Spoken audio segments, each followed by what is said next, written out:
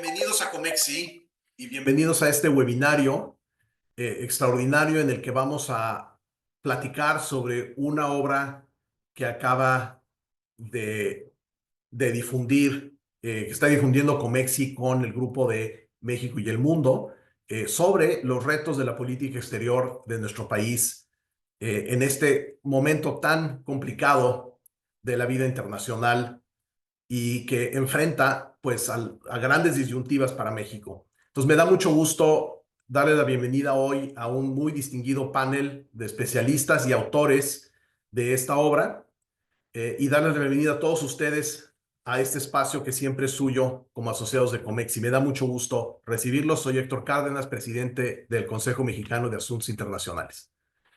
Quisiera darle la bienvenida en primer lugar a la doctora Susana Chacón, ya muy bien conocida por todos ustedes, que es una gran especialista en temas internacionales y coordinadora del Grupo México en el Mundo, asociada de Comexi desde hace muchos años, a quien apreciamos muchísimo. Muy bienvenida, Susana.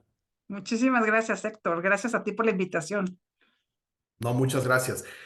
Quisiera también darle la bienvenida al embajador Jorge Álvarez, muy distinguido diplomático mexicano que ha tenido una larga carrera en países muy interesantes en la zona del Medio Oriente y África, pero que además es un gran especialista en política exterior.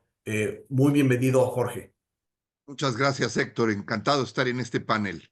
Muchas gracias. También le doy la bienvenida al doctor Antonio Ortiz Mena, especialista en temas internacionales económicos, que como parte de Denton Global Advisors, pues tiene una exitosísima práctica de consultoría internacional para grandes empresas que se interesan en los temas de inversiones, de comercio y de la economía global, de la geopolítica. Muy bienvenido, Antonio, a este foro. Y, por supuesto, a mi muy querido amigo, doctor Jorge Schiavón, eh, muy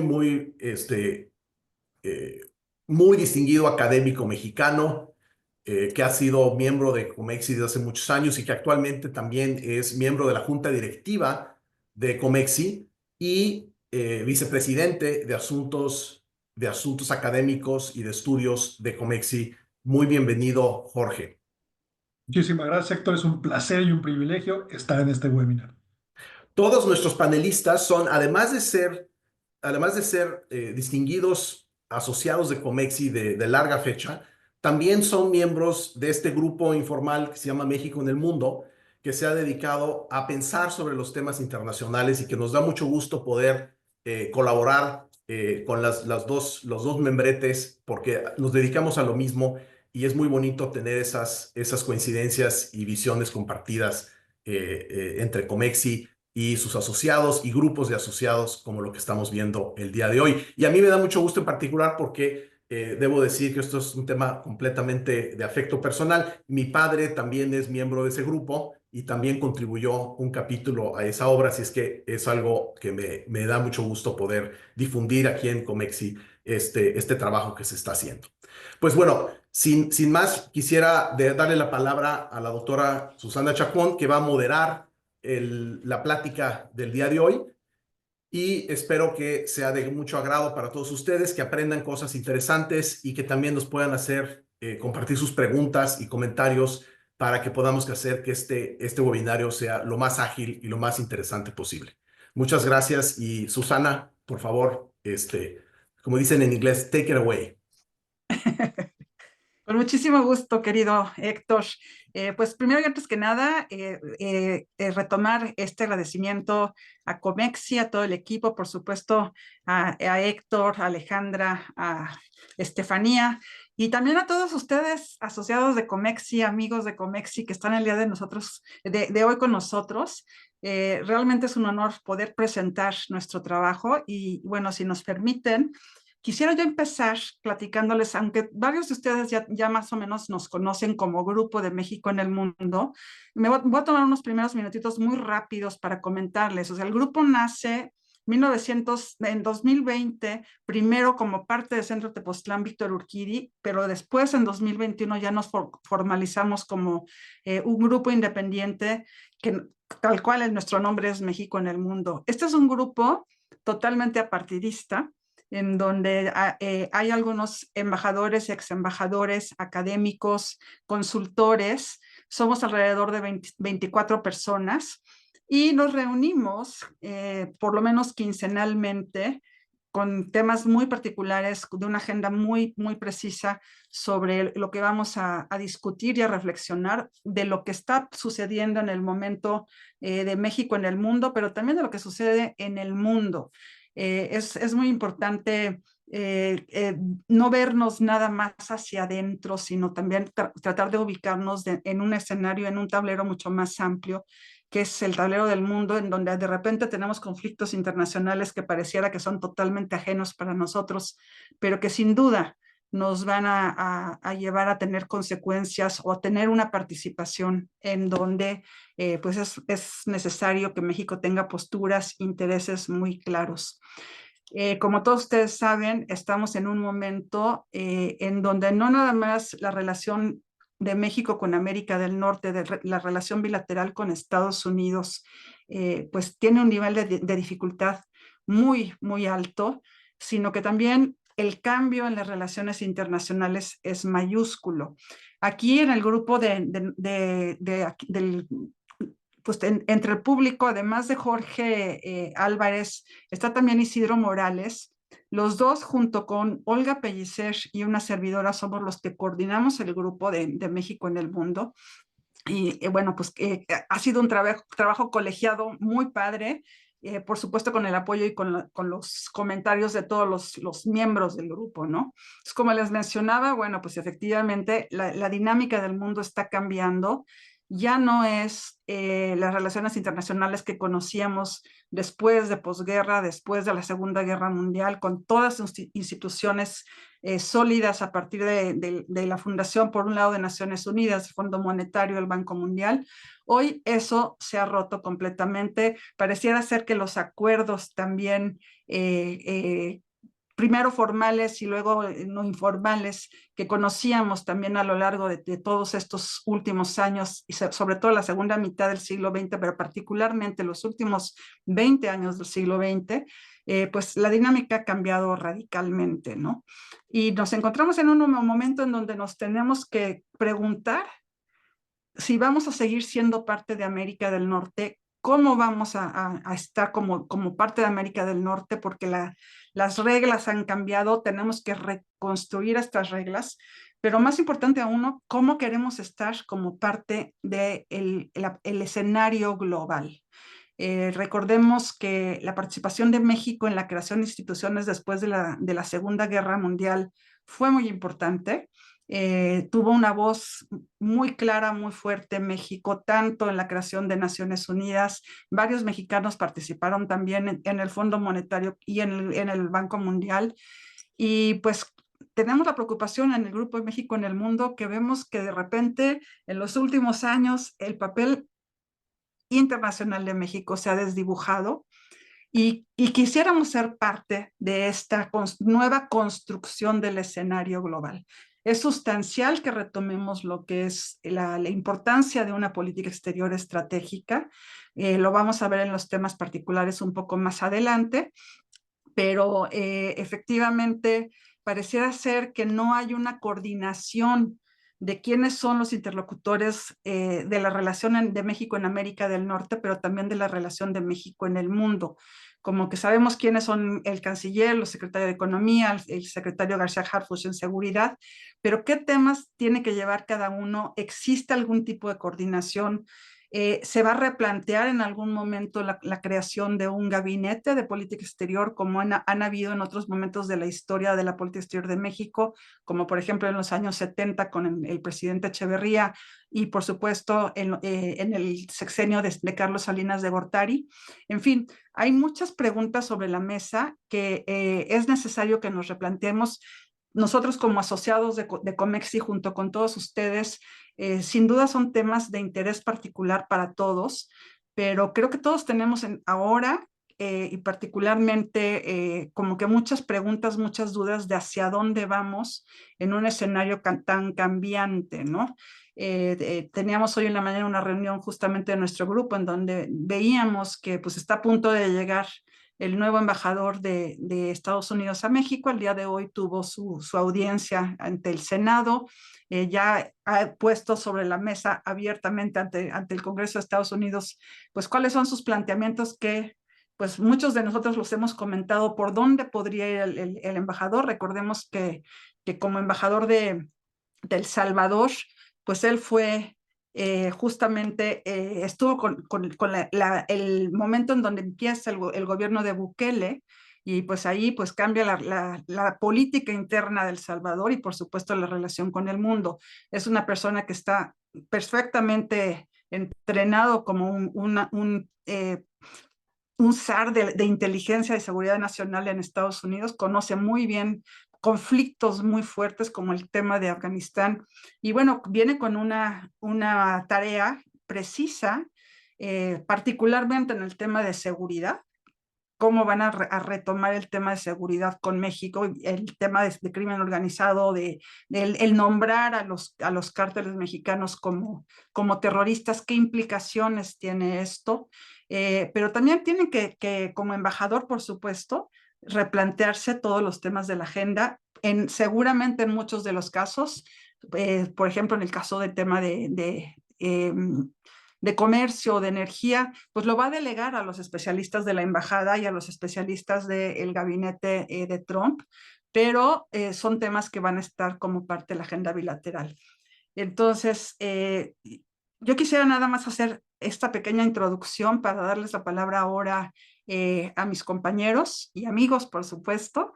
Me gustaría empezar, por favor, con la participación de Jorge Schiavone. Adelante, Jorge. Susana, muchísimas gracias y nuevamente Héctor, muchísimas gracias. Es un verdadero honor y privilegio estar aquí en Comexi compartiendo este documento que hicimos con el Grupo México en el Mundo. Y dado que no hay cosa más peligrosa que dar el micrófono a un académico, solito pongo mi tiempo para medirme y no pasarme de los generosos 15 minutos que me han otorgado. El articulito o capitulito, porque son realmente breves, que a mí me correspondió hacer dentro de este documento, es justamente sobre las capacidades institucionales de la Secretaría de Relaciones Exteriores. Y voy a decir una obviedad, pero es una condición necesaria que nuestra Cancillería o cualquier Secretaría de Relaciones Exteriores cuente con las capacidades institucionales para poder ejecutar una política exterior. No es suficiente, pero sí es necesario. Y siempre me gusta empezar diciendo que en política, incluyendo política exterior, las prioridades se miden en presupuesto. Y tristemente, lo que hemos visto en el curso, no solo de la actual administración y de la anterior administración, sino prácticamente en el curso de los últimos 15 años, es una creciente reducción en materia del presupuesto y el personal de la Secretaría de Relaciones Exteriores.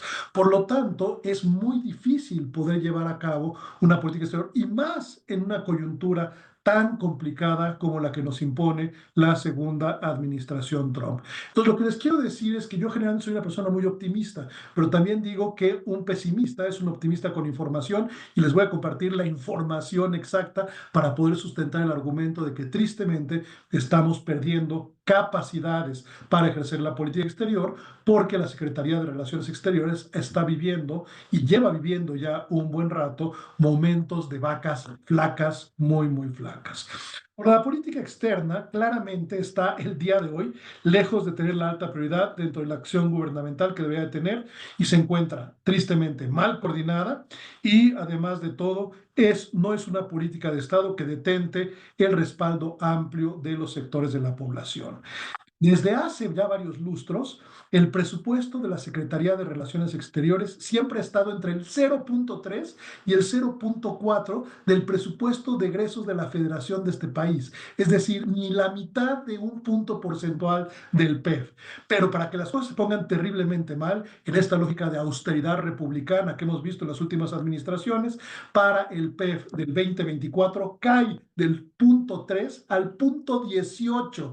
Es decir, pierde relevancia dentro de las políticas públicas presupuestalmente. Y para poner las cosas peor, para el PEF del 2025 se observa adicionalmente una reducción del 7.01%.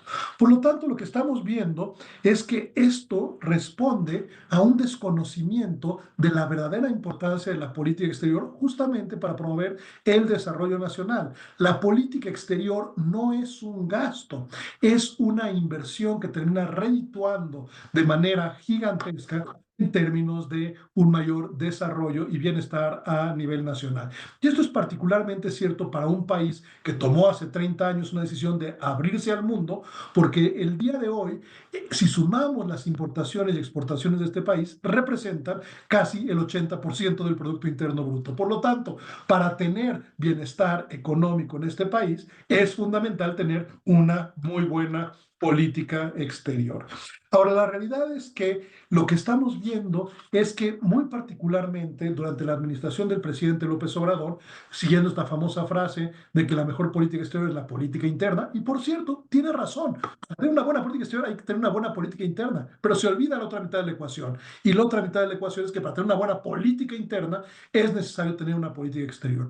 Y ahí es donde vimos esta creciente, o más bien esta decreciente relevancia de lo internacional desde la óptica de la administración anterior y la administración actual, pero la administración actual además tiene que sobrevivir, por ponerlo fácil y rápido, a la segunda administración del presidente Trump. Y por lo tanto, lo que hago, después de hacer un análisis profundo, es dar un decálogo de recomendaciones sobre qué se tendría que hacer para tener una verdadera política exterior de Estado y para que la Secretaría de Relaciones Exteriores de México cuente con las capacidades suficientes para ejercer esta política de una manera más efectiva y eficiente posible. Primero y antes que nada, es absolutamente necesario que la Secretaría de Relaciones Exteriores tenga sus facultades claramente establecidas en la Ley Orgánica de la Administración Pública Federal. Es increíble que se le han ido pasando más y más funciones,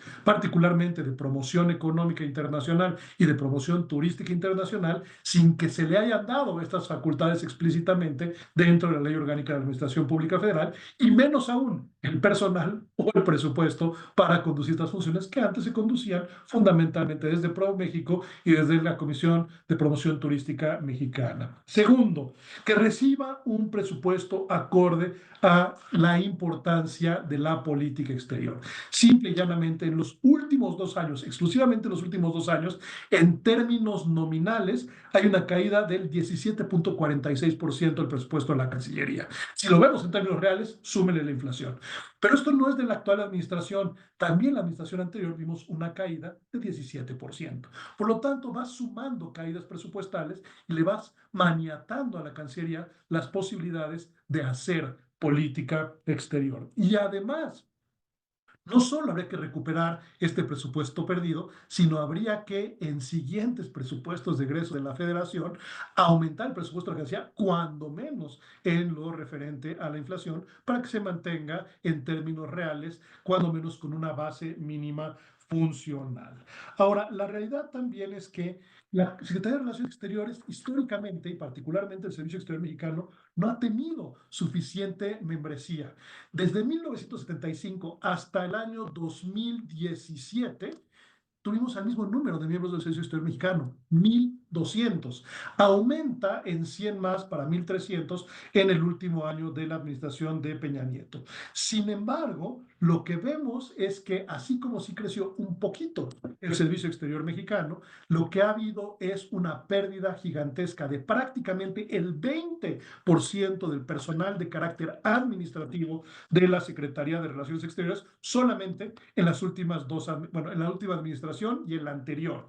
Eso significa que no hay las capacidades de acompañamiento administrativo y técnico dentro de la Cancillería para que los propios miembros del Servicio Exterior puedan hacer su trabajo. Y si además aumentamos el tema de la vacancia, porque lo que estamos viendo es que hay aproximadamente, el último dato que tengo del año pasado es casi un 10% de vacancia entre las plazas del Servicio Exterior Mexicano, que son plazas que se han vaciado y que no se han llenado nuevamente para aprovechar ese recurso presupuestal para cubrir otras necesidades de la propia Cancillería. Y la vacancia es particularmente preocupante dentro de las plazas de los consulados mexicanos en los Estados Unidos, de los empleados locales.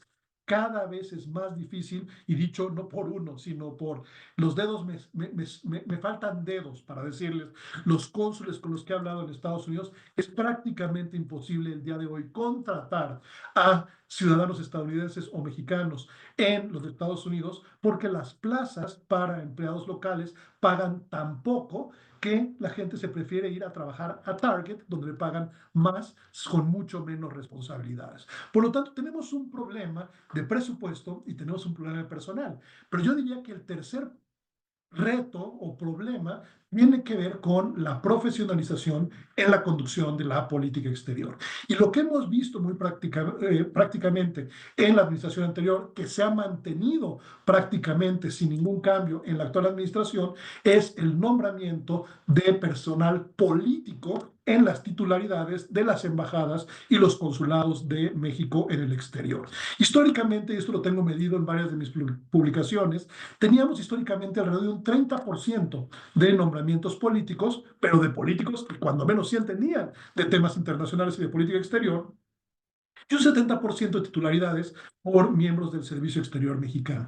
Bueno, lo que hemos visto en la actual administración y desde la administración anterior es que esto se ha volteado y hoy prácticamente la mitad de los nombramientos son de personal político. El problema es que estas personas no necesariamente cuentan con la sofisticación en términos de su conocimiento para conducir la política exterior. Nada más para darles datos y por lo tanto sumarlos al club de los pesimistas, no el club de los optimistas, como dice la canción de radio, tiene que ver con en los países, en los 7 países del G7 hay un nombramiento político. En todos los países de América Latina, con la excepción de 2 de ellos, hay nombramientos políticos. Y nuevamente, nombramientos políticos de gente cuyo mayor mérito es ser la viuda de alguien, es el esposo de una gobernadora, es haber escrito una novela famosa y no realmente el conocimiento y la capacidad. Por lo tanto, esta desprofesionalización en la conducción de la política exterior a nivel de las titularidades termina finalmente también generando dificultades para armar una alianza estratégica con actores locales, como es parte esencial de la política exterior de nuestro país. Ahora, también tenemos que ver el hecho de que los recursos para las representaciones de México en el exterior están ya ni siquiera en los huesos, sino están ya carcomiendo los huesos. ¿A qué me refiero?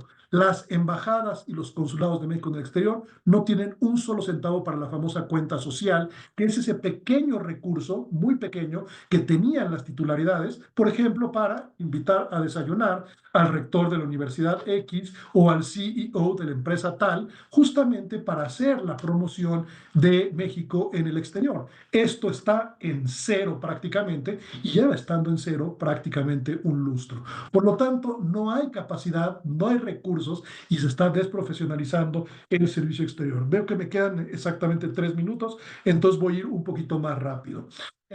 Adicionalmente, una vez que nos enteremos, y creo que la administración Trump sí está generando esta idea de que la política exterior es fundamental para sobrevivir, finalmente, primero como país a la vecindad con los Estados Unidos, pero también para mantener la capacidad de exportar y de atraer inversión extranjera directa, es que es absolutamente necesario también tener una mucho mayor huella diplomática de México en el mundo.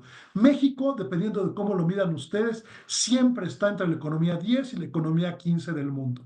Sin embargo, cuando nos medimos por el número de nuestras embajadas en el exterior, estamos en el número entre el 20 y el 30. Eso significa que México no tiene la representación diplomática a nivel mundial. Sí la tenemos en Estados Unidos, tenemos la red consular más grande que tiene un país en otro país con 52 más 1 consulados en ese país, pero no a nivel global. Tenemos 80 embajadas en el mundo que para un país del tamaño y de la relevancia de México, pues tienen más países como Cuba o como Argentina aún en tiempos de crisis.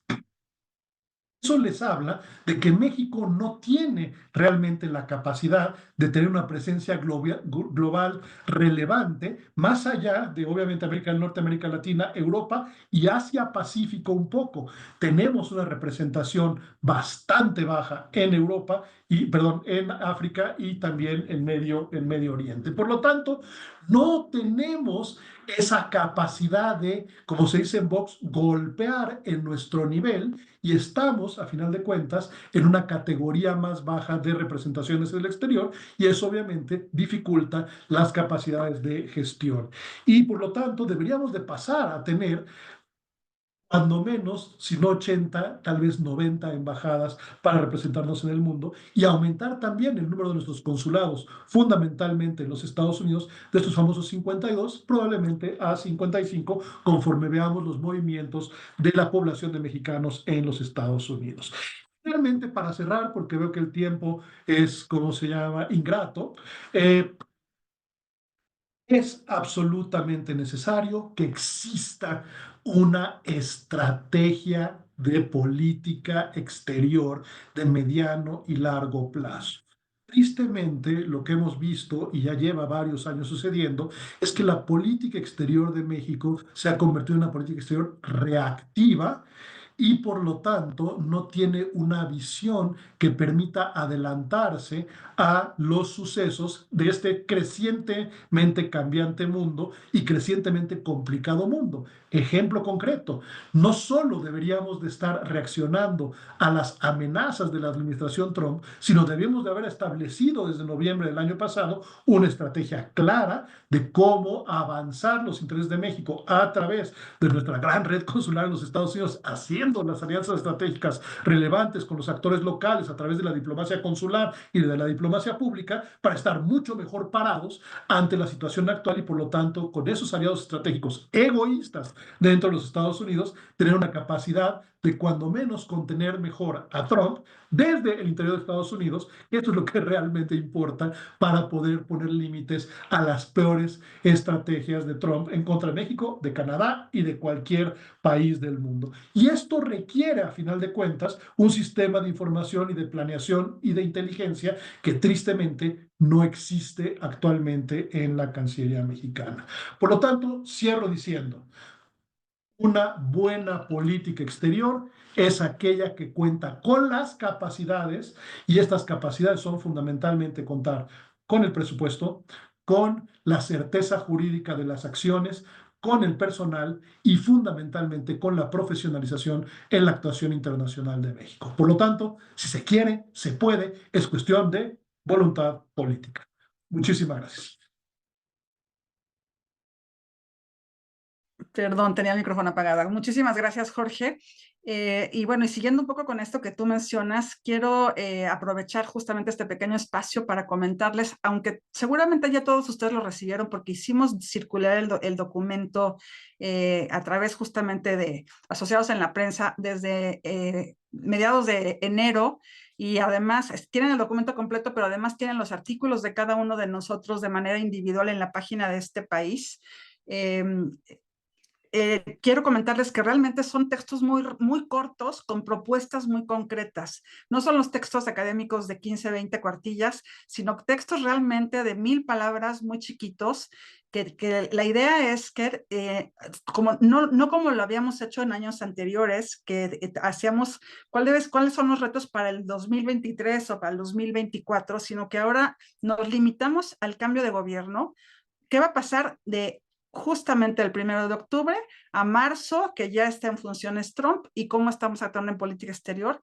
Y creo que en este momento, y tanto Toño, Jorge, como Jorge Álvarez también me pueden apoyar en esto, realmente el documento va más allá de marzo, tiene propuestas muy concretas para los diferentes temas de la agenda de México en el mundo. La primera parte es, como ustedes pueden pensar, está muy centrada en América del Norte porque es la más importante para la relación bilateral, pero tenemos temas globales que justamente trabajan Héctor Cárdenas Suárez, perdón, papá, no Suárez, Francisco Suárez Dávila, y también Jorge Álvarez. Y también temas regionales, o sea, está China, está Corea, está Europa, ¿qué tenemos que hacer con América Latina?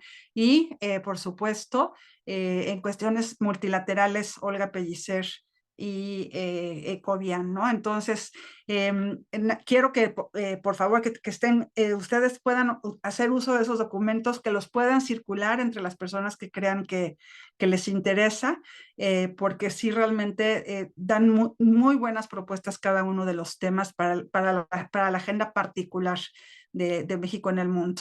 Ahora le daría la palabra a Toño Ortiz Mena, nuestro querido Toño, después de muchos años de estar en la academia y también en Washington, en la embajada, le tocó estar en la negociación del primer Telecán, y después de estar en varias consultoras internacionales. Pues ya desde mediados del año pasado, si no me equivoco, Toño, ya tiene su consultora personal, AOM, Consult Advisors. Entonces es un gusto que además de toda la trayectoria nos puedas compartir tu perspectiva desde la mirada, no nada más de Toño Ortiz Mena, sino también de tu consultora. Bienvenido, Toño. Muchas gracias, mi querida amiga y colega Susana, Jorge Álvarez, Jorge Esquiavón, Héctor Cárdenas, hijo, para no hacerme bolas, perdón, ya con los apellidos. De verdad es un gusto estar aquí y formar parte de México en el mundo. Y estaba yo checando, Héctor, llevo como 23 años de asociado de Comexi, entonces ya es parte considerable de mi vida. La verdad creo que es una organización imprescindible, por ejemplo, para tener el diagnóstico y las propuestas de qué pasa con la política exterior de México. Ahí está el COMEX y los asociados, todo es un voto de confianza y de apoyo y de señalar que el COMEXI es imprescindible. Y ojalá se afilien más jóvenes. Ya Susana dijo que estuve en la negociación del Telecán, con eso ya delató mi edad cronológica. Entonces, pues un gusto estar aquí con ustedes. Lo que quisiera hacer en estos 13 minutos, ya usé dos, es dar un contexto un poco más general del que presento yo en el documento de propuestas para la política exterior, por lo menos en la coyuntura de la primera parte de este año, y después ajustar, actualizar algunas de las recomendaciones. Debo decir que más que me haya yo equivocado, creo que hay algunas cosas complementarias. Yo me equivoco en esa ocasión, no me equivoqué. Entonces, primero, la parte de el contexto. Cuando yo hablo con mis clientes, que son empresas multinacionales interesadas en invertir en México, que ya invirtieron en México o que tratan de entender la dinámica económica y política entre México y Estados Unidos, les digo que yo veo tres grandes transformaciones que van a normar las relaciones internacionales a nivel global y, por supuesto, también en cuanto a México y EU. Estas tres transformaciones son el nuevo desorden internacional, no el nuevo orden internacional, el nuevo desorden internacional, el nacionalismo económico y la revolución en inteligencia artificial. Hablo yo del nuevo desorden internacional porque creo que hay quienes creen que está muriendo el orden que se estableció al final de la segunda posguerra. Ya Susana hablaba pues de la debilidad de las Naciones Unidas, del Fondo Monetario, de la Organización Mundial del Comercio. Yo coincido con ello, pero yo no creo que esté surgiendo un nuevo orden que lo reemplace. Yo creo que ahorita estamos en un momento en el que está muriendo el viejo orden, pero no acaba de nacer un orden que le haga contrapeso o que suplante a este viejo orden internacional.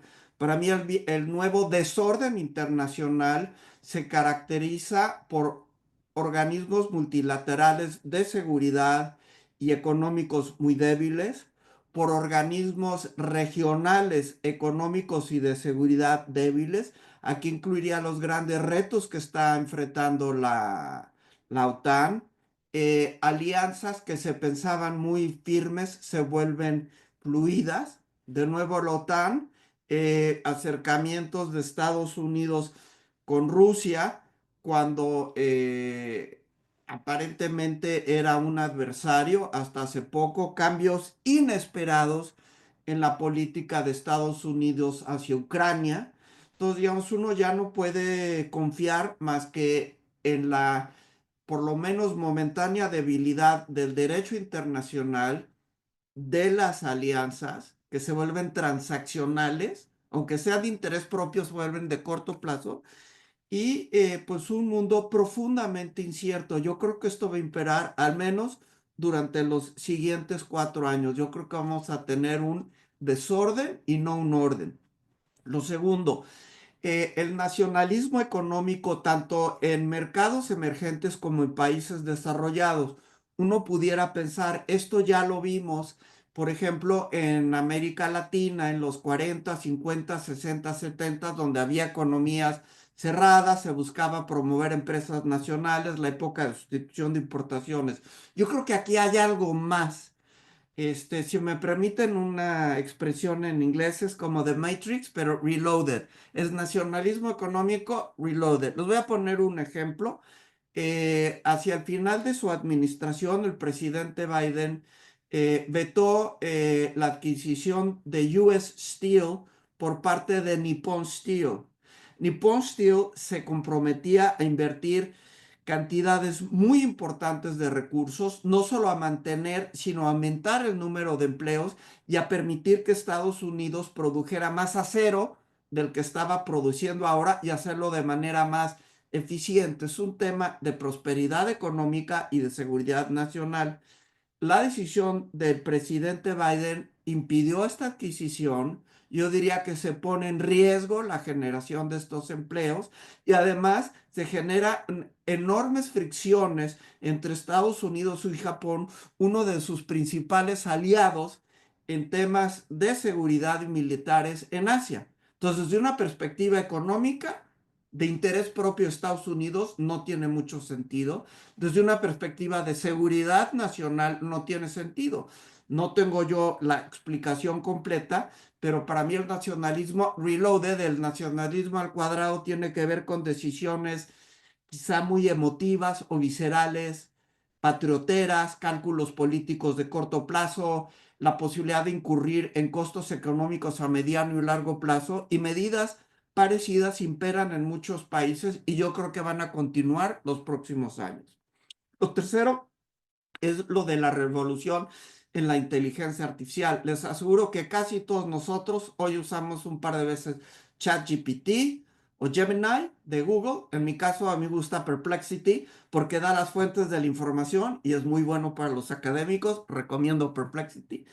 Y lo que estamos viendo es apenas el inicio de la aplicación de estas nuevas herramientas de inteligencia artificial en profesiones como las nuestras de consultores, académicos y demás, pero yo creo que van a tener un impacto definitivo sobre la producción y el comercio de bienes y servicios. Y a su vez, esto va a tener implicaciones de seguridad internacional, va a cambiar las ventajas comparativas y va a cambiar los cálculos en política exterior. Entonces, mezclen el nuevo desorden internacional con el nacionalismo reloaded, con la nueva revolución en la inteligencia artificial. Tenemos un mundo inusualmente complejo, inusualmente volátil, en el cual México va a tener que operar internacionalmente, ojalá que con mayores recursos, profesor Esquiavón, y en el cual México va a manejar su relación con Estados Unidos. Yo creo que es importante no perder de vista este contexto. En el caso de Estados Unidos, yo diría que Estados Unidos en cierta medida es quien está socavando el orden que Estados Unidos mismos ayudaron a crear en la segunda posguerra, tanto en el ámbito de seguridad como en el ámbito económico. Entonces, para México va a ser muy difícil la relación con un Estados Unidos en donde sus decisiones de política económica exterior están basados en cálculos unipersonales del presidente Trump o en cálculos que no se pueden entender bajo una racionalidad de interés propio o racionalidad económica de interés propio. Entonces, bajo este parámetro es muy difícil realizar el cabildeo, realizar manejar temas de inversión y de comercio, pero pues sí se puede. En cuanto a las recomendaciones que yo he dado, es primero entender esta nueva realidad. En segundo lugar, tener en política exterior la capacidad de entender vertientes de seguridad nacional de la política de inversión y comercio, entender las vertientes de decisiones unipersonales o de un legado que quiere tener el presidente Trump con el presidente más importante en la historia de Estados Unidos. Entonces, tratar de entender el círculo de influencia e influir sobre el mismo, tratar de entender al personaje, tratar de presentar los temas económicos con una vertiente de seguridad nacional, a la vez interactuar con muchos intereses económicos en Estados Unidos que pudieran ser un cierto contrapeso en contra de medidas unilaterales. Yo creo que los compromisos legales, multilaterales y regionales de Estados Unidos son un contrapeso muy débil e insuficiente, pues, para mitigar acciones unilaterales. Entonces se requiere de un cabildeo mucho más sofisticado, se requiere de una mucho mayor interacción con grupos de interés en Estados Unidos. Hay un dicho que dice que para que la cuña aprieta tiene que ser del mismo palo. Entonces yo creo que son los grupos de interés en Estados Unidos que pueden ver afectados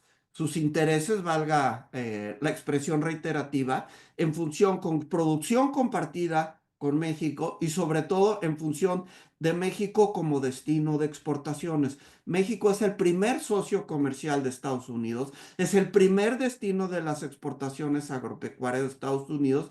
Entonces, si no hay posibilidad de muñequeo, de avance en las negociaciones, bajo el diálogo y el parámetro institucional de la relación bilateral, yo creo que en adición a ello, sí se requiere, quizá en algún momento, imponer algunas restricciones a las exportaciones de Estados Unidos. Yo he señalado que el tema de los granos puede ser políticamente interesante porque todo lo que se llama el Midwest es rojo, es republicano. Hay elecciones de mitad de periodo en menos de 2 años en Estados Unidos, elecciones legislativas. Los republicanos requieren el apoyo de esa franja. Los bienes agrícolas que se producen en esa franja ya se están produciendo en Estados Unidos. No es la fábrica de autos que está en parte en Michigan y en parte en Guanajuato o en Querétaro. Ya se están produciendo ahí. No es cuestión de traer de nuevo los productos.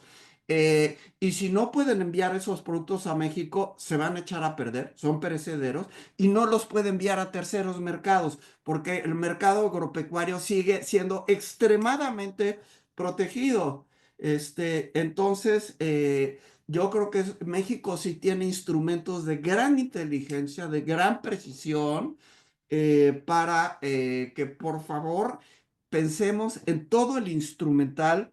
Lo último que diría, y quizá con esto pudiéramos pasar a mi amigo y colega Jorge, eh, es que en el tema de fentanilo y de migración, yo creo que México debe seguir cooperando con Estados Unidos, independientemente de la política arancelaria que sigue Estados Unidos. ¿Por qué? Porque México siempre ha tratado de mantener los temas con Estados Unidos en carriles separados, porque si tú los mezclas, siempre va a haber problema en alguno, entonces eso te impediría la cooperación bilateral. Yo creo que si México sigue cooperando en tema de fentanilo y de migración indocumentada, porque es lo correcto desde un punto de vista ético, creo que es lo inteligente desde un punto de vista de política exterior, muestra a Estados Unidos que puede subir, bajar o poner en medio los aranceles y México no cambia su política en materia de cooperación en fentanilo y migración, pero si Estados Unidos atenta contra los intereses y derechos legítimos de México en temas económicos y estos temas no se pueden resolver vía los instrumentos del TEMEC o de la OMC, pues México sí estaría en la obligación de suspender preferencias comerciales a Estados Unidos. Entonces, esas serían mis sugerencias. Creo que son eminentemente realizables, pero para hacerlas a fondo y bien, sí se requiere de mayores recursos financieros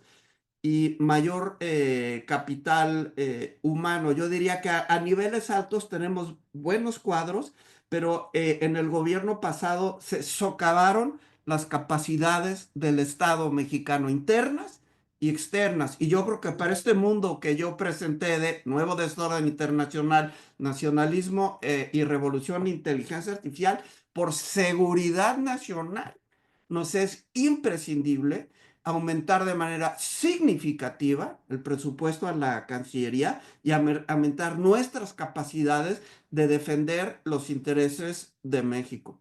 Gracias y espero no me haya pasado de los 15, sino aquí me sacan el offside.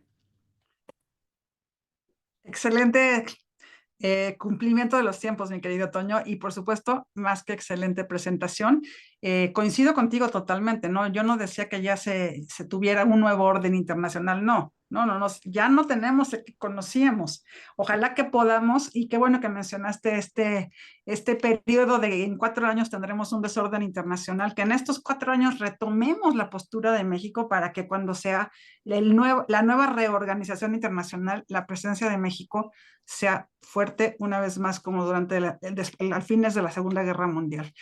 Coincido contigo, también efectivamente a veces pensamos que la capacidad de maniobra de México es realmente muy limitada, pero si nos metemos a la agenda de fondo por sectores y por temas particulares, yo creo que tenemos mucho que hacer, tanto en los temas de América del Norte, pero también en los temas por regiones y por supuesto los temas multilaterales y globales.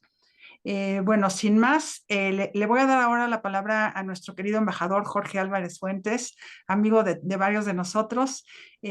Por supuesto, él tiene una trayectoria en el Servicio Exterior Mexicano que no voy a comentarles aquí. Ustedes pueden ver su semblanza en los asociados de Comexi, pero sí quiero decir que además de su trayectoria en el Servicio Exterior, tuvo un papel fundamental en el archivo de relaciones exteriores, en el archivo histórico, y posteriormente él fue también director del Matías Romero.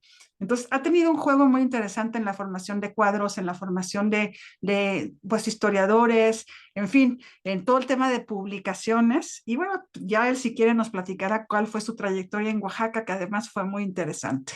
Adelante, Jorge, posiblemente eso va a ser para tema de otra reunión, pero tienes ahora sí que el micrófono todo tuyo.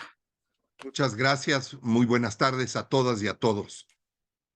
Efectivamente, estamos viviendo un formidable cambio de época y eso lo tuvimos presente en el grupo.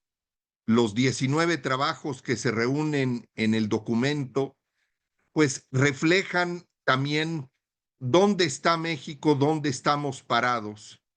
Y a mí me tocó hacer esta reflexión sobre una visión global.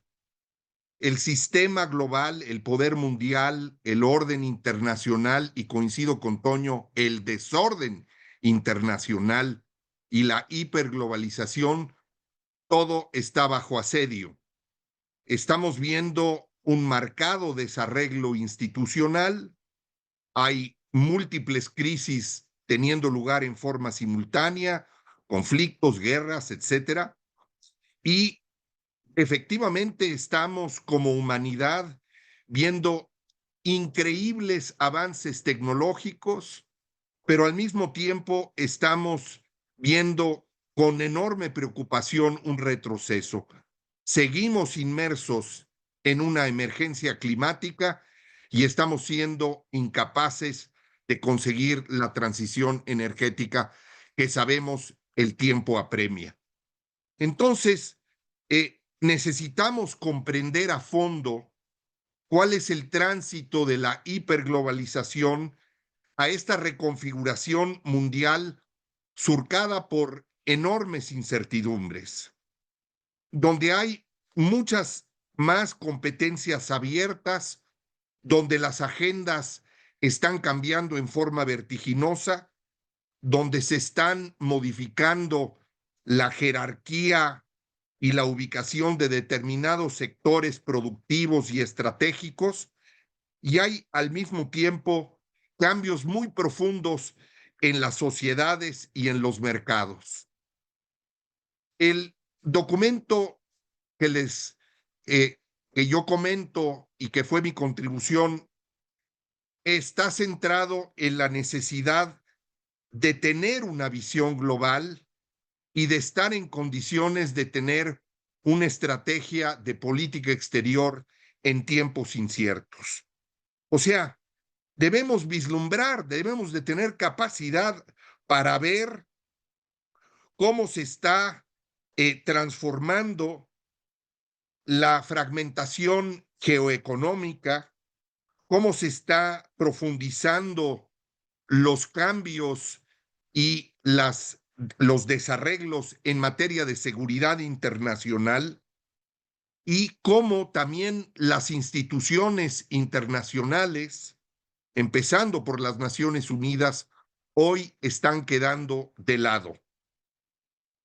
También para México, la necesidad, el reto de enfrentar una visión global demanda que pensemos no solo en Estados Unidos y en Canadá, en el eje, porque hemos sabido por mucho tiempo, y aquí la experiencia histórica de México, es que nuestras coordenadas de política exterior históricamente han apuntado al norte, pero hoy parecería que si solo miramos en esa dirección, vamos a estar extraviados y en el peor de los casos vamos a quedar a la saga. Hoy, en el momento del mundo que vivimos, difícilmente vamos a encontrar, como en el pasado, cobijo, respaldo y un mayor margen de maniobra en el multilateralismo.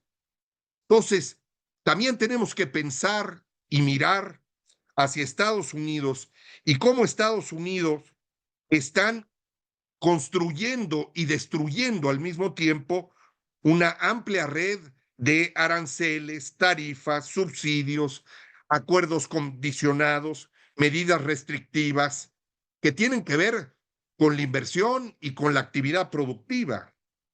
Hay cambios que no son solo cambios unilaterales, sino coercitivos. Y estamos viendo cómo la relocalización, pensemos cómo hasta hace poco tiempo hablábamos con particular optimismo del nearshoring, de la relocalización de las empresas. Bueno, pues entonces lo que tenemos frente a nosotros es que para la política exterior, y no me limito solo al accionar de política exterior mediante su instrumento fundamental en la diplomacia, sino también a su política energética, de seguridad, migratoria. Los tiempos presentes demandan comprender cuáles son los retos actuales, pero no solo mirando hoy en marzo, de aquí al 2 de abril, a ver si Trump acuerda o no, si nos levanta los aranceles, sino tenemos que ver cuál es nuestro lugar. Y en las discusiones del grupo nos queda claro que nuestro lugar está en América del Norte y que nuestra afinidad identitaria está en América Latina. O sea, necesitamos con urgencia una visión global, una especie de nuevo GPS, un sistema de posicionamiento global renovado, que sea eficaz, que sepa mirar qué es lo que está pasando en África, qué es lo que está pasando en el Indo-Pacífico, porque el reto es situarnos y posicionarnos. Son tiempos enormemente complejos y lo que hemos visto en los últimos 6 años, 7 años, es que el gobierno mexicano tiende a calcular y a actuar, pero solamente reacciona y declara. Tenemos que comprender de manera mucho más pragmática y realista qué necesitamos hacer, asumir con conciencia histórica dónde estamos ubicados y cómo efectivamente en América del Norte, en relación con América Latina, tenemos que plantearnos la actuación. O sea, urge, es necesario recalibrar a fondo nuestras relaciones con Canadá y con Estados Unidos, también con China, pero también con Guatemala, con Brasil, con la India, con la Unión Europea, para volver a determinar con claridad qué es lo que tenemos que hacer en el G20, qué es lo que tenemos justamente que entender en lo que está ocurriendo en el sur global, lo que está ocurriendo en el grupo conocido como los BRICS. No se trata aquí de ver si México encuentra afinidades ideológicas en esta especie de atalaya miope de ideologías afines y de extraviarse en coyunturas geopolíticas. El gobierno de México tiene un papel que jugar, pero no solo es el gobierno de México. El papel también es el de las organizaciones de los sectores productivos, el de las organizaciones de la sociedad, los medios de comunicación, los centros de pensamiento estratégico como COMEXI y también las instituciones académicas, para ver cómo podemos promover y defender de manera inteligente, con visión, insisto, y con propuestas concretas, el proceso de integración en América del Norte, comprender lo que está pasando en otras latitudes y destacar el papel fundamental que México tiene con un prestigio que necesitamos salvaguardar. Actuar con visión, con plena conciencia de que hay oportunidades, de que tenemos retos formidables. Son tiempos de definiciones estratégicas. Entonces, las recomendaciones van en una amplia gama. Tenemos, ya lo decía Jorge Schiavone, tenemos que pensar que es absolutamente necesario e indispensable que haya un cambio fundamental en las titularidades de la embajada, de las embajadas. Si no tenemos embajadores capaces de comunicar al Estado mexicano los cambios y las transformaciones profundas, efectivamente vamos a quedar a la saga. Son tiempos de definición, son tiempos de estrategias, y es por ello que el grupo se trazó este documento. Son 19 pequeñísimos documentos muy cortos, muy incisivos, en donde, como ya decía Susana, Eugenio Anguiano, pero también Isidro Morales abordan la relación con China, José Luis León aborda en relación a Corea y a Asia, y tenemos no solo una mirada y una visión hacia América del Norte, hacia América Latina, hacia Europa, hacia otras regiones del mundo, porque como nos comprometimos como grupo, de lo que se trata es de difundir nuestras reflexiones y propuestas, de unir voluntades y contribuir. Sin visión en un mundo como el que estamos viviendo, no vamos a llegar ni siquiera al banquete. A mí me gusta recordar aquella metáfora de Alfonso Reyes que decía que había que llegar al banquete de las naciones, porque si no, bien lo sabemos, no estás en la mesa, sino estás en el menú. Muchas gracias.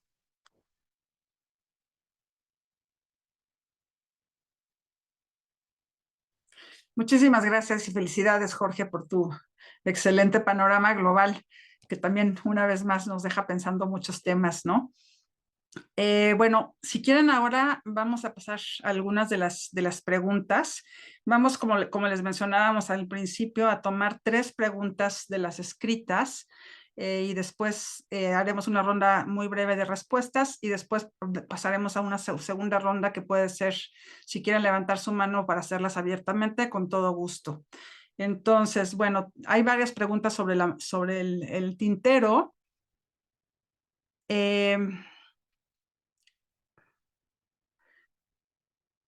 Antes de una primera pregunta, hay un comentario de Agustín Padilla que si lo pueden ver también en el chat, que menciona que un tema crucial es la falta y la pérdida de una política en materia de comunicación, con la consecuente falta de presencia en los medios, o sea, la falta de México en los medios internacionales y los líderes de opinión en el mundo para difundir las acciones del Estado mexicano.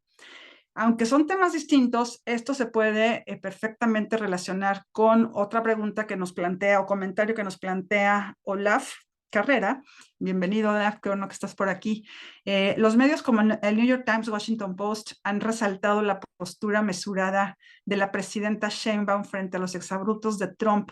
Inclusive hay como Starmer que ha asumido una postura similar.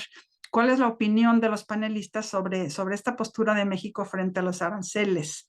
Bueno, ya veremos aquí, creo que tenemos puntos un poquito encontrados, pero seguramente los comentaremos. Por otro lado, está esta otra pregunta de cómo podemos garantizar el Estado de Derecho internacional y asegurar el cumplimiento de tratados como el TEMEC. Y finalmente, cómo lidiar con el gobierno de Estados Unidos neoimperialista, con un gobierno como el de Trump, que amenaza a México con intervenir militarmente en su territorio para arrebatarle, o amenaza con arrebatar a Panamá el canal de Panamá y Gaza y apropiarse de Groenlandia y de Dinamarca, ¿no? Bueno, está un poquito complicada la redacción, pero esos serían los temas. No sé si quieran empezar alguno de los Jorges, Toño. Si me permiten hacer un comentario muy breve, yo creo que uno de los grandes temas que fue sustancial en la negociación del Tratado de Libre Comercio fue la participación que tuvo México justamente en los medios de comunicación internacional. Y no nada más eso, sino el acercarse a toda la dinámica de cabildeo con los diferentes congresistas en el Congreso norteamericano y también con diferentes personajes en el gobierno canadiense. El gobierno canadiense lo tenemos totalmente abandonado. Y bueno, pues yo creo que había visiones encontradas. Veíamos en el mismo New York Times, en diferentes medios, en Miami Herald, en donde teníamos voces como la de en aquel momento un Jorge Castañeda, que era totalmente contrario al Tratado de Libre Comercio, o los mismos promotores del tratado que por supuesto trataban de participar en estos medios. Eso no se ha hecho, eso se ha perdido completamente y creo que efectivamente este es un comentario que tenemos que retomar un poco más adelante. Adelante, Jorge Esquiavón, y después Toño, por favor. Si me permiten, yo quisiera tomar la pregunta de cómo lidiar con un presidente como Trump, como siempre lo hemos hecho en el curso de los últimos 150 años y de manera muy exitosa. Y eso tiene que ver con invertir en las capacidades de política exterior de México para penetrar el sistema político estadounidense desde lo local. A ver, voy a recuperar la misma frase con la que inicié la presentación. En política, las prioridades se miden en presupuesto. Bueno, prácticamente el 50% del presupuesto y el 50% del personal de la Cancillería mexicana está dedicado a atender nuestra relación con América del Norte. Es decir, 50% para 2 países y 50% para 191 países del resto del mundo y organismos multilaterales. ¿Por qué? Por una razón muy obvia. La seguridad nacional de México depende de una buena relación con los Estados Unidos y aún ante la gigantesca asimetría de poder entre México y Estados Unidos, México ha aprendido, sería la palabra que yo utilizaría, a administrar la relación con los Estados Unidos justamente invirtiendo en infraestructura de política exterior. Que si el 50% es mucho o es poco, la verdad es que ante las restricciones presupuestales que les acabo de platicar en Cancillería, hemos tenido que dedicar tanto a América del Norte porque el presupuesto en general es pequeño. A ver, les voy a dar unos cuantos datos para justamente ahora pasar del pesimismo al optimismo, siempre y cuando haya voluntad, haya recursos y haya una estrategia. México tiene la red consular más amplia que tiene un país en otro país, con 52 más 1 consulados en los Estados Unidos, más 1 por la sección consular de Washington. Eso significa que México tiene la red consular más grande que tiene un país en otro país, y además están ubicados estos consulados en las ciudades que para México son más importantes. De los 52, si mal no recuerdo, 11 en Texas, 10 en California, 4 en Arizona, 1 en Nuevo México. Por lo tanto, de los 52, 26 están en los 4 estados fronterizos. Y aquí es donde viene el secreto. ¿Cómo México ha logrado sobrevivir la hegemonía de los Estados Unidos, administrar la relación y además beneficiarnos de estar al sur del mercado más grande? Pues justamente a través de una diplomacia multinivel, a través justamente de la diplomacia en la embajada y en los consulados mexicanos. Los consulados mexicanos hacen un gran trabajo de documentación, de protección y de atención a comunidades, que son a final de cuentas las funciones consulares, pero el gran secreto es que también son mini embajadas en 52 puntos neurálgicos de los Estados Unidos. Y esto lo que nos ha permitido es justamente llevar a cabo esta diplomacia multinivel. ¿Qué es la diplomacia multinivel? Que no solo trabaja la Secretaría de Relaciones Exteriores con el Departamento de Estado, sino México ha sabido trabajar entre presidentes, ha sabido trabajar entre cancillerías, pero también ha sabido trabajar en el día a día en la Secretaría de Estado Secretarias de Estado de México y sus contrapartes en los Estados Unidos, trabajan en el día a día en la atención de los temas que son de su competencia. Pero además, y aquí es donde viene la parte interesante, México ha sabido cabildear de manera muy efectiva y muy eficiente, cuando ha habido la voluntad, la estrategia y los recursos, a el Congreso de los Estados Unidos. Y el gran secreto es que el cabildeo no solo se lleva a cabo en Washington, en el Senado y en la Cámara de Representantes, sino se lleva también a nivel de las constituencies locales, de los distritos electorales, de los senadores y los diputados a lo largo y ancho de los Estados Unidos, donde México tiene perfectamente, o tenía perfectamente radiografiado cuáles eran los intereses para estos congresistas y por lo tanto sabía trabajar con ellos. Además, a través de nuestra red consular, México lo que ha sabido es armar alianzas estratégicas con los actores locales en los Estados Unidos.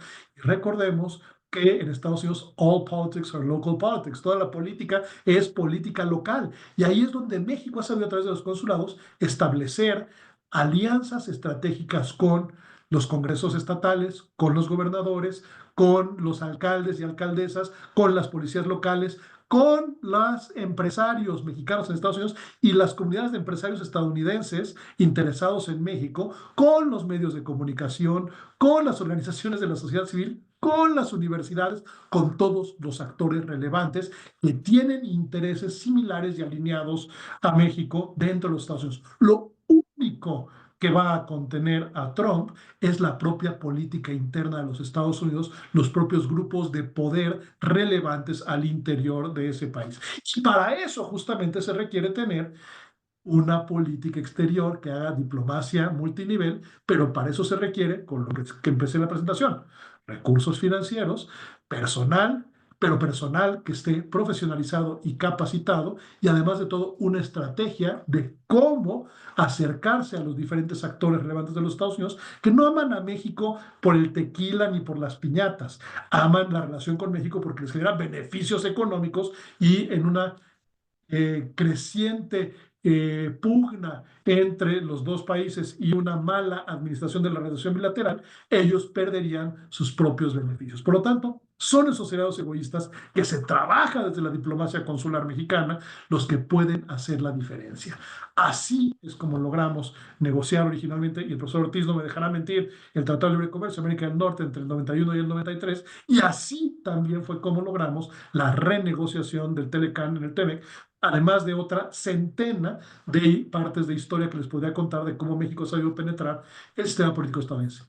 Ante Trump, hay que saber utilizar la política interna de los Estados Unidos. Y México sabe cómo hacerlo, pero tiene que invertirle la estrategia, los recursos y sobre todo el personal profesional. Gracias, Jorge. Y sumando un poco a lo que acabas de mencionar, también es importantísimo, como lo fue tanto en el TEMEC y en el Telecán, en ambas negociaciones, el papel de los empresarios. Así como el contrapeso van a ser justamente las voces internas de Estados Unidos, Por supuesto que otro de los contrapesos es específicamente el de los empresarios, pero también el de los mexicanos que tienen que negociar con sus contrapartes en Estados Unidos. Entonces yo creo que hay que negociar y jugárnosla en un formato, por supuesto, multinivel, pero no nada más por parte de los funcionarios públicos, de los empresarios, el papel de la academia con los diferentes centros de pensamiento, think tanks allá, es clave para que también se expongan nuestros puntos, cuáles son nuestros intereses como parte de los diferentes grupos y, por supuesto, de las organizaciones de la sociedad civil. Adelante, Toño, por favor. Gracias, Susana. Yo quisiera abordar tres preguntas. Una sobre el tema de cómo hacer que se cumplan las disposiciones del TEMEC. Otra, una apreciación sobre la política de México hasta ahora para lidiar con los aranceles de Trump. Y un comentario que no quisiera pasar por alto, en donde en el chat se dice que hasta antes del 2019 en las embajadas, ante todo la embajada de Estados Unidos, se agasajaba mucho a funcionarios, empresarios y demás. Yo me permito discrepar profundamente con esto porque yo tuve el honor de ser el jefe de la sección de asuntos económicos de la Embajada de México en Washington de 2007 a 2015. Yo no tenía auto, yo tenía que pagar el celular de mi bolsa porque se consideraba un bien de lujo. Yo no tenía gasto alguno de representación. Yo durante muchos meses estuve solo en la oficina. No tenía un solo colega, un solo asistente para representar los intereses de la economía número 10 del mundo con nuestro principal socio comercial y competir con 175 embajadas que están en Washington y que sí tienen recursos y que con esos recursos se hacen escuchar en la Casa Blanca, defienden sus intereses.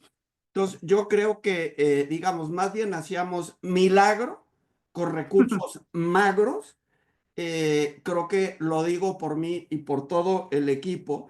La gente de otras embajadas se sorprendían de lo que lográbamos con recursos magros. El problema es que ahora, con la supuesta austeridad republicana, lo que se hizo fue volver prácticamente inoperante funciones que una embajada que representa un país como México debiera tener. Y esto quiero que quede claro, no es un juicio sobre los funcionarios actuales. Los funcionarios actuales hacen un papel espléndido sin elementos suficientes para desarrollarlos. Voy a poner un ejemplo. Yo quise introducir un programa que se utilizaba en el CIDE, donde yo he sido profesor muchos años, se llama ArcGIS, que es un sistema de información geográfica para mapear distrito electoral por distrito electoral en Estados Unidos y estado por estado los intereses económicos de Estados Unidos con México para utilizar esa información de manera estratégica para cabildear con gobernadores, senadores, representantes, miembros del Poder Ejecutivo Federal, incluso con empresarios, porque estaba dentro del interés de Estados Unidos, de su estado, de su distrito, tener una relación positiva, constructiva en lo económico y político con México. Yo contraté una persona, se acabó el presupuesto, un egresado del CIDE, muy bueno, mucha publicidad, y cabo de unos meses se acabó el presupuesto. Yo creo que es importante entender de lo que se está hablando cuando se menciona de dispendio y demás. Creo que la realidad es muy distinta, perdón, pero yo sí me sentí aludido, ¿no? Yo creo que si tiene otros datos, encantados de debatirlos, pero son dos datos que yo pongo sobre la mesa, respetuosamente. En el tema de cómo defender el TEMEC, yo creo que hay varias maneras. Uno, con todo este cabildeo multiniveles del que se hablaba. Y número dos, muy importante, cumpliendo con los compromisos internacionales que tenemos. Es decir, México tiene no solo la fama de tener una de las redes más amplias de tratados de inversión y de comercio, sino de cumplir con sus compromisos. Cuando ha habido una controversia cuya resolución es adversa a México, México ha cumplido. México ha perdido paneles del Telecán, México ha resuelto de manera apegada a derecho casos laborales del TEMEC. Aquí quien está en falta es Estados Unidos. Por ejemplo, hace más de 2 años no ha cumplido una resolución de un panel sobre reglas de origen en la industria automotriz. Entonces yo creo que la respuesta a eso no es tú no cumples, yo no cumplo. No, tú no cumples, yo, México, voy a cumplir. Por ejemplo, el tema del panel del maíz genéticamente modificado. Y esto me da credibilidad para exigirle a Estados Unidos y a mis otros socios que cumplan. Entonces no es fácil, pero creo que sí hay maneras. Finalmente, para no abusar del tiempo y darle un espacio al embajador Jorge Álvarez, yo quisiera hacer referencia al tema de la política de los aranceles y cómo lo ha hecho México. Yo diría que hasta ahora lo ha hecho muy bien. Yo creo que se requiere cabeza fría, pensar en qué es lo que nos conviene a lo largo de 4 años de incertidumbre y no engancharnos innecesariamente en peleas que nos pueden atraer beneficios políticos en el corto plazo, pero costos económicos y políticos en el mediano y largo plazo. Esto es hasta ahora. Sin embargo, habría que ver qué hace Trump el 2 de abril, que es cuando dice que va a anunciar toda una serie de aranceles, y yo creo que México debe mantener la cabeza fría que ha tenido, la diplomacia multinivel que ha tenido, y aquí yo sugeriría una cosa relacionada con lo que decía el profesor Esquiabón. Lo que podríamos hacer es enfocarnos en el estado de Texas. Texas exporta más a México de lo que Estados Unidos en su conjunto, incluido Texas, exporta a China.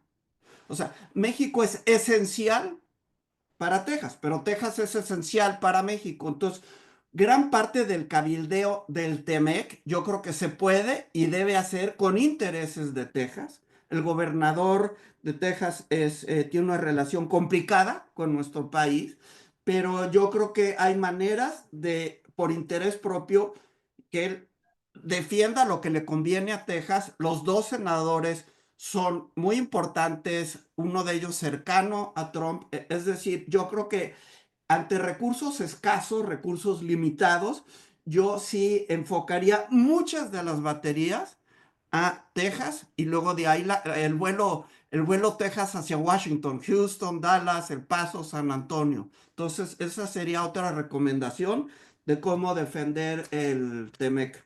Gracias. Muchísimas gracias, Toño. Y para sumar un poco a lo que tú mencionas, yo creo que sin duda es importante la cabeza fría, pero también es importante tener muy clara una estrategia de política exterior a corto, mediano y largo plazo. Y bueno, pues aquí justamente el documento que hoy presentamos, pues tiene varias propuestas en este sentido, para no quedarnos nada más con la cabeza fría. O sea, yo creo que en alguna reunión comentábamos que alguno de nosotros ha recibido varias llamadas de corresponsales extranjeros diciendo que pues ha sido la única mandataria que ha logrado frenar a Trump y darle la vuelta a Trump. Nosotros vemos las cosas desde la parte interna pues muy diferente, porque efectivamente hay un ruido enorme de lo que está pasando con Trump en la parte pública, pero los conflictos que este gobierno está enfrentando en materia de seguridad, en materia de energía, en materia de salud, de educación, y me podría alargar, pues son igual de graves que la relación con Trump. Entonces, hay que pensar una estrategia de corto, mediano y largo plazo y, bueno, llevarla efectivamente a cabo, ¿no? Jorge Álvarez, no sé si tú quisieras contestar una pregunta que no leí porque todavía no estaba en el chat, pero dice algo así como, ¿cómo entender el multilateralismo en los tiempos del desorden internacional que se está presentando para con el sistema político internacional? ¿Es factible confiar en un Putin y en un Trump como actores relevantes en estos tiempos de desorden internacional? Dejando de lado a China, considero que su posición es más reservada y menos reactiva que la de Estados Unidos e inclusive Rusia. La Unión Europea, percibo, estoy hablando en la voz de Carlos Ramírez, percibo, está viendo qué hacer y hacia dónde empujar su agenda continental, más que con un socio inestable con los Estados Unidos. ¿Cómo verías, Jorge? Sí, vi la pregunta de Carlos y me daría mucho gusto contestarla y vincularla también con los comentarios tanto de Jorge Schiavón como de Antonio. Carlos Ramón, no Carlos Ramírez, perdóname, Carlos. Eh, la pregunta anterior también de cómo garantizar el Estado de Derecho. Acordémonos que en el pasado y en un pasado muy reciente, México cifró muchas de las fortalezas de su estrategia de política exterior justamente en el derecho internacional. México no puede dar pasos atrás. Sabemos que hay una contracción en la codificación y en el cumplimiento del derecho internacional, pues con más razón México tiene que redoblar esfuerzos en ese sentido. Nuestro prestigio en los foros multilaterales siempre estuvo cifrado en esa sustentación jurídica y en nuestra capacidad para presentar propuestas y soluciones en los foros internacionales. Entonces, ahí yo creo que es importante que veamos cómo podemos avanzar con una voz que tenga prestigio. Nuestro prestigio está ahí, pero tiene que ser ejercido. Y lo vemos en casos muy concretos. México ha mantenido una posición un tanto ambigua en relación a un tema fundamental en el derecho internacional. Con permiso, buen viaje, hasta luego. Que es el contexto justamente de la invasión de Rusia a Ucrania. O sea, vimos posicionamientos por parte del hoy actual canciller, el doctor de la Fuente, en Nueva York, pero México mantuvo esta ambigüedad sobre la invasión de Ucrania por parte de Rusia, y México siempre, históricamente, se ha pronunciado en contra de la obtención de territorios mediante una conquista militar. Entonces, tenemos también ahí la oportunidad de definir con una voz propia. Entonces, en la estrategia multinivel, en nuestra capacidad probada, aún en tiempos tan complejos y de escasísimos recursos, México tiene en el derecho internacional y en la comunicación internacional dos herramientas que tiene que ejercer, porque de otra manera nuestra capacidad de influencia, nuestro margen de maniobra, se verá reducido. Y eso es lo que yo creo también está haciendo la administración de la presidenta Sheinbaum. No se esté enganchando, pero al mismo tiempo tiene que tener claro que no va a haber temas en compartimentos separados. Van a presionar los Estados Unidos sobre el Tratado de Aguas de 1944, pues México tiene que tener capacidad de respuesta política y jurídica. También tenemos que tener mayor capacidad de influencia en lo que está pasando en los foros multilaterales y en los grupos de países. Por eso yo insistía en que ¿cuál es la voz de México hoy en el G20? ¿Cómo está dialogando hoy, si es que lo está, con los BRICS? ¿Cómo está hoy planteando su visión de los cambios que están teniendo lugar en el Indo-Pacífico? Entonces, a mi juicio, y esto el documento que hoy presentamos es particularmente enriquecedor, este es el momento de avanzar, no es el momento de detenerse, es el momento de conseguir esos recursos, esa capacidad. Ojalá y la convocatoria al servicio exterior traiga a 66 mujeres con todas las capacidades que van a estar México en los próximos 6 años, y 33 jóvenes hombres que puedan sumar, pero no va a ser suficiente. Lo vamos a necesitar en energía, en salud, en educación, en las distintas instancias del gobierno mexicano, pero también en los temas que van a llegar con particular fuerza y coacción. En los temas de seguridad, alguien planteaba también en la pregunta, ¿cómo le vamos a hacer en términos de seguridad cuando en Estados Unidos las organizaciones del crimen en México son enlistadas como organizaciones terroristas? Tenemos que trabajar con los recursos que sabemos utilizar. Y creo en ese sentido que las propuestas que hemos recogido contribuyen a una discusión que es importante. Los retos para México no son solo internos. Aquí no está solo en juego si va o no a persistir la transformación política que hemos visto en los años recientes en México. Está en juego el porvenir, el destino de México para los próximos 30 años. Y es ahí donde está en juego y la suma de voluntades y la nuestra está sobre la mesa, es importante. Muchísimas gracias, Jorge. Y bueno, pues un gusto estar con todos ustedes el día de hoy. Ya son las 7:30, tenemos que cerrar. Agradezco primeramente a Comexi nuevamente por darnos este espacio, a mis amigos, colegas que trabajamos en conjunto este documento y por supuesto a todos ustedes. Para quienes no tengan el documento, le voy a pedir por favor a Ale del Moral que se los envíe a todos los participantes. Como les digo, está en la página de este país, está en asociados, en la prensa, asociados de Comexi, por supuesto en prensa, pero bueno, le pido a Ale que por favor se los haga llegar también de manera directa. Pues muy buenas noches a todos, muchas gracias y ya nos veremos próximamente.